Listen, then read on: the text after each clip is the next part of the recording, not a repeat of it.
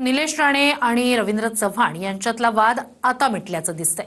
मालवणच्या नगरपालिकेच्या निवडणुकीत निलेश राणे यांनी रवींद्र चव्हाणांवर पैसे वाटपाचा आरोप केला।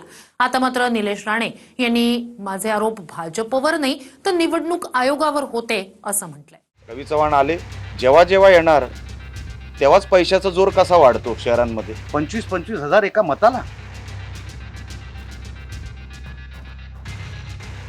मी निवडणूक आयोगावर आरोप केले होते। एक रिट पिटिशन फाईल केले मी हायकोर्टामध्ये बोगस ओबीसी सर्टिफिकेटच्या माध्यमातून। आता त्याचा निकाल काय लागतो हे निवडणूक आयोगाने मला द्यायचं आहे, भारतीय जनता पक्षाने नाही। मालवणच्या नगरपालिकेच्या निवडणुकीत शिंदेचे आमदार निलेश राणे आणि भाजपच्या प्रदेशाध्यक्षांमधला वाद टोकाला पोहोचला। रवींद्र चव्हाणांवर पैसे वाटपाचा आरोप निलेश राणेंनी केला, पण आता मतदान होताच निलेश राणे नरमल्याचं दिसतंय। नागपुरात विधान भवन परिसरात काही मिनिटं दोघांमध्ये भेट झाली। या भेटीत दोघांनीही एकमेकांची विचारपूस केली आणि रवींद्र चव्हाण माध्यमांशी न बोलता निघून गेले। तर रवींद्र चव्हाण भेटीसाठी वेळ देणार आहेत। माझे आरोप भाजपवर नाही निवडणूक आयोगावर आहेत असं निलेश राणेंनी म्हटलंय। सविस्तर त्यांची चव्हाण साहेबांची मी भेट घेणार आहे, त्यांची वेळ घेणार आहे आणि त्यानंतर असं काय माझं आणि त्यांचं, मी नेहमी माझ्या स्टेटमेंटमध्ये मी म्हटलेलं आहे, माझं आणि त्यांचं अतिशय चांगले माझ्या जिंकण्यामध्ये त्यांचा सिंहाचा वाटा आहे आणि माझ्या मोठ्या बंधूप्रमाणे ते आहेत। ते मला वेळ देतील, मी त्यांना जाऊन भेटणार। तुम्ही बरेचसे आरोप केले होते मालवण नगर परिषदेमध्ये। मी निवडणूक आयोगावर आरोप केले होते आणि एक रिट पिटिशन फाईल केले मी हायकोर्टामध्ये बोगस ओबीसी सर्टिफिकेटच्या माध्यमातून।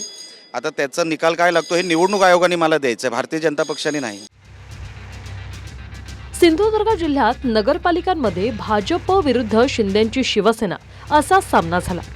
त्यातच निलेश राणेंनी भाजपच्याच कार्यकर्त्यांच्या घरात धाड टाकत पैसे पकडले आणि रवींद्र चव्हाणांवर मत खरेदीचा आरोप केला।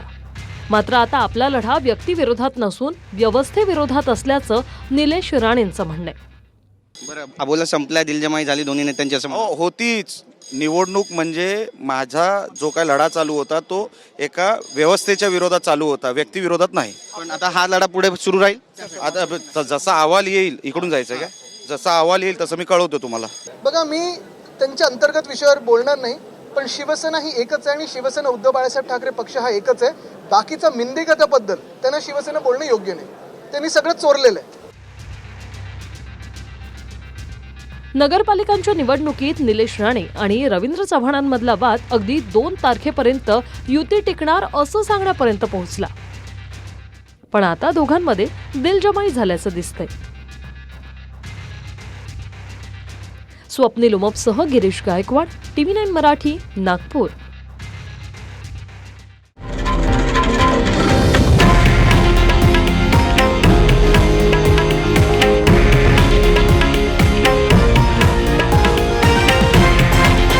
हे आहे देशातील नंबर 1 न्यूज नेटवर्क आणि आपण पाहत आहात TV9 मराठी, एकमेव।